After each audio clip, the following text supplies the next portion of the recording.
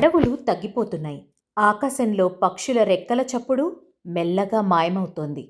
కానీ ఈ జొన్న పొలంలో మాత్రం పక్షులకు ఇంకా చోటుంది. ఈ పంట మనుషుల కోసం కాదు, రెక్కలున్న అతిథుల కోసం. తన రెక్కల కష్టంతో పండించిన ఈ పంటను పక్షులకే వదిలేస్తున్నాడు ఒక సామాన్యుడు. ఈ భూమి మీద పండే ప్రతి గింజలో పక్షులకు కూడా హక్కు ఉంది అని నమ్మే ఒక మామూలు మనిషి కొమెర అంకారావు. ఇదొక్కటే కాదు, అడవిలోని ప్లాస్టిక్ను ఏరివేసి మొక్కలు నాటి జీవ వైవిధ్యాన్ని కాపాడుతున్నాడు ఈ మట్టి మనిషి. రేపటి భవిష్యత్ కోసం ఆరాటపడే అంకారావు కృషి వెనుక ఏముంది?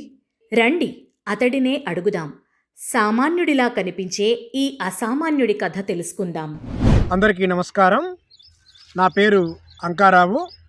నేను ప్రస్తుతానికి ఆంధ్రప్రదేశ్ రాష్ట్రానికి సలహాదారుడిగా ఉన్నాను ఎఫారెస్టేషన్ కోసం. నేను గత కొద్ది కాలంగా కేవలం ప్రకృతిలోని పక్షుల కోసం మాత్రమే పంటలు వేసి వదిలేస్తూ ఉన్నాను. అంటే మీరు చూస్తున్న ఈ పంట అనేది కేవలం ప్రకృతిలోని పక్షుల కోసమే వేసింది.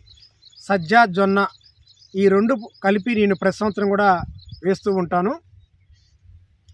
ఈ సంవత్సరం పంట అనేది పక్షులు తినే దశకు వచ్చింది.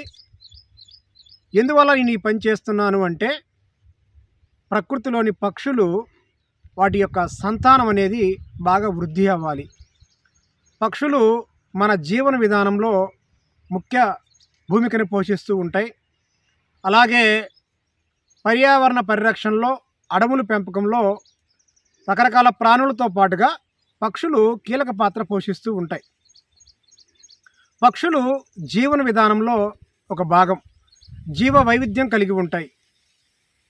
ఒక పక్షి అనేది ఒక సంవత్సరంలో సుమారుగా ఒక 500 రకాల చెట్లని పరిరక్షణ, అలాగే కొత్తగా విత్తనాలు విసర్జన ద్వారా అభివృద్ధి చేస్తాయి ఈ పక్షులు.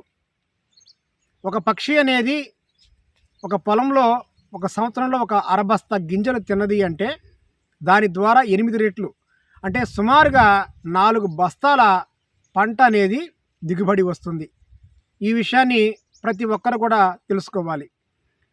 అలాగే ఈ భూమిపైన మనం పండించే ప్రతి ఒక్క గింజలో కూడా పక్షి జాతికి వాటా ఉంది. భగవంతుడు సృష్టించిన ప్రాణి ఏదైనా దాని యొక్క ప్రాణం ఖరీదు కానీ, దాని యొక్క ఆకలి కానీ ఒక్కటే. ఈ భూమి అనేది సమస్త ప్రాణులకి, ప్రాణకోటికి ఆవాసం. ఇక్కడ అన్ని ప్రాణులు ఆనందంగా జీవించాలి, అన్ని ప్రాణులకి ఆకలి తీరాలి అనే ఉద్దేశంలో భాగంగానే నేను గత కొద్ది కాలంగా ప్రతి సంవత్సరం కూడా ఈ పంట వేసి పూర్తిగా సేంద్రియ వ్యవసాయ పద్ధతిలో పండించి ప్రకృతి పక్షులకే వదిలేస్తూ ఉన్నాను. మీరు చూడండి పంట ఎంత బాగా వచ్చిందో, గింజలు కూడా చాలా చక్కగా ఉన్నాయి. నా యొక్క చిన్న విన్నపం ఏంటంటే, ప్రతి ఒక్కరు కూడా దాదాపుగా అవకాశం ఉంటే కాస్తైనా సరే పక్షుల కోసం వదిలేయాలని చెప్పి నా యొక్క విన్నపం. నాకున్న ఒకే ఒక ఎకరం పొలాన్ని, నాకు జీవనాధారంగా ఉన్న ఈ పొలాన్ని కేవలం పక్షుల కోసమే పంట వేసి వదిలేస్తున్నాను. అలాగే పక్షులని, పచ్చని ప్రకృతిని, పర్యావరణాన్ని, పంచభూతాలని కాపాడుకోవటం మన యొక్క ప్రథమ బాధ్యత.